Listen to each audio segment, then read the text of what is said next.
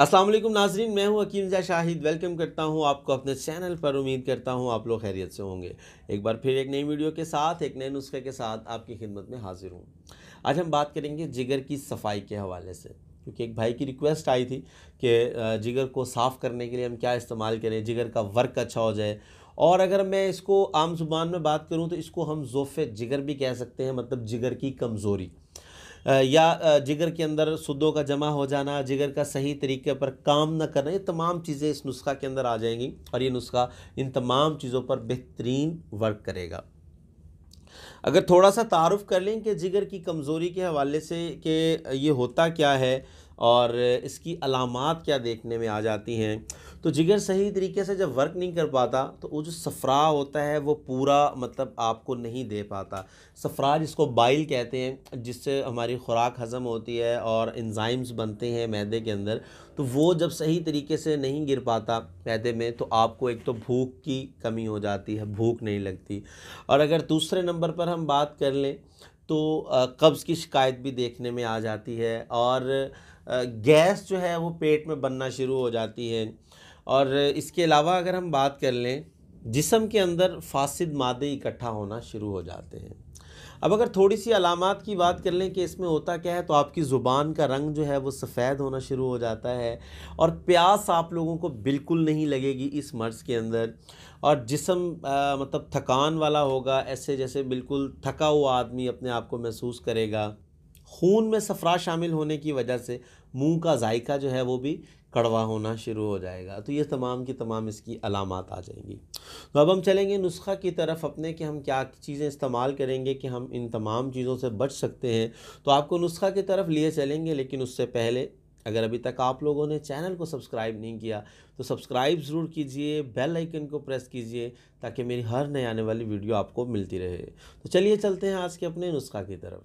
जी तो दोस्तों, हमें जिस नुस्खा की ज़रूरत होगी वो 4 अदद चीज़ें हैं और इसके साथ एक्स्ट्रा भी हमें कुछ इस्तेमाल करना पड़ेगा, वो भी मैं आगे चल के आपको बताता हूँ। तो काइंडली वीडियो को पूरा देखा करें ताकि आपको आसानी हो और जो मैं नुस्खा बताता हूँ उसे समझ भी पाएँ और अच्छे तरीके से इस्तेमाल करने का तरीका भी आप समझ जाएँ, ताकि आपको मुझे कॉल करने की ज़रूरत पेश ना आए, क्योंकि इतनी कॉल्स आती हैं। मैं ये जो मेरा नंबर मैंने आपको मतलब मैं दे देता हूँ, ये मेरा पर्सनल नंबर था और जो मैं अब दे चुका हूँ आप लोगों को, तो यकीन मानिए कि पूरा दिन ये फ़ोन बजता रहता है। और अक्सर जो है, अब मेरे पास पेशेंट भी होते हैं, मैंने वर्क भी करना होता है अपना, तो मैं अक्सर व बेशतर क्या होता है कि इसको साइलेंट पे करता हूँ और फिर बहुत सारी कॉल्स मुझसे मिस हो जाती हैं, फिर लोग बुरा भी मनाते हैं। तो काइंडली अगर आप वीडियो को अच्छे तरीके से वॉच करें तो आपको बात करने की ज़रूरत ही पेश ना आए।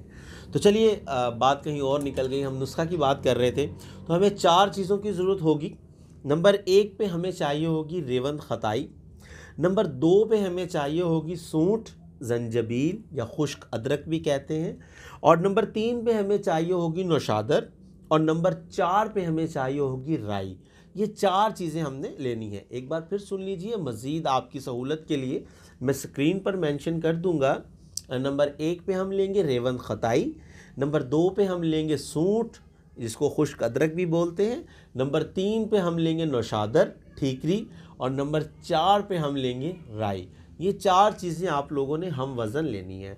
सिर्फ आपने ये 50-50 ग्राम ले लेनी है। टोटल वज़न आपका 200 ग्राम हो जाएगा। ये भी बहुत है आप लोगों के लिए। अब आपने इन चारों चीज़ों का बिल्कुल बारीक पाउडर तैयार कर लेना है और आपको 500 mg वाला कैप्सूल बाज़ार से मिल जाएगा, जिसको 0 नंबर कहते हैं। एक 00 होता है वो 1 ग्राम होता है, जो 0 नंबर है वो 500 mg का कैप्सूल होता है, वो आपने ले लेना है और अच्छे तरीके से आपने उनको फिल कर लेना है। ज़्यादा कैप्सूल आपने फिल करके नहीं रखने, आपने दवा रख लेनी है महफूज करके। आपने 2 या 3 दिन के कैप्सूल फिल करने हैं और उनको रख लेना है। और सुबह दोपहर शाम 3 टाइम आपने इनका इस्तेमाल करना है, सुबह दोपहर शाम खाना खाने के बाद। अब यहाँ पे एक और चीज़ आपको बताने लगा हूँ कि इसको आपने पानी के साथ बिल्कुल नहीं लेना। आप लोगों ने 4 अर्क लेने हैं। सबसे पहले आपने लेना है अर्के मको, दूसरे नंबर पर आपने लेना है अर्के गाउज़बान, तीसरे नंबर पर आपने लेना है अर्के पुदीना और चौथे नंबर पर आपने लेना है अर्के अजवाइन। ये 4 अरक आपने ले लेने हैं। एक दफ़ा फिर सुन लीजिए, मज़ीद मैं लिख भी दूंगा। अर्के मको, अर्के अजवाइन, अर्के पुदीना और अर्के गाउसबान, ये 4 अरक आप लोगों ने ले लेने हैं। इन चारों अरक को आपने मिक्स कर लेना है अच्छे तरीके से, किसी भी चीज़ में कर लीजिए, किसी पतीले में इनको पहले डाल लीजिए, फिर उसके बाद वापस उन्हीं बोतलों में फिल कर लीजिए। अब आपने इन तमाम अरक जो होंगे आधा कप इनका लेना है हर कैप्सूल के साथ, मतलब सुबह दोपहर शाम आधा आधा कप आप लोगों ने इसका इस्तेमाल करना है। और इंशाल्लाह मैं उम्मीद से कह सकता हूँ, बाकी शिफा मेरे अल्लाह के हाथ में है, कि आप लोगों के लिए ये नुस्खा इंतहाई लाजवाब, मुफीद और मुजर्रब साबित होगा, क्योंकि इसके चंद दिन के इस्तेमाल से जिगर के मज़ीद भी जितने अमराज होंगे उनसे भी आपको जो है वो निजात मिल सकती है। बहुत बेहतरीन नुस्खा है, बहुत ज़बरदस्त है, इस्तेमाल कीजिए, मुझे अपनी दुआओं में याद रखिए। तो उम्मीद करता हूँ आज की वीडियो आपको पसंद आई होगी। अगर वीडियो पसंद आए तो लाइक कीजिएगा, शेयर कीजिएगा, ताकि आपके साथ साथ दूसरों का भी फ़ायदा हो जाए। तो आज के लिए इतना ही था, मिलते हैं किसी अगली वीडियो में। हकीम ज़ा शाहिद को इजाज़त दीजिए। अल्लाह हाफिज़।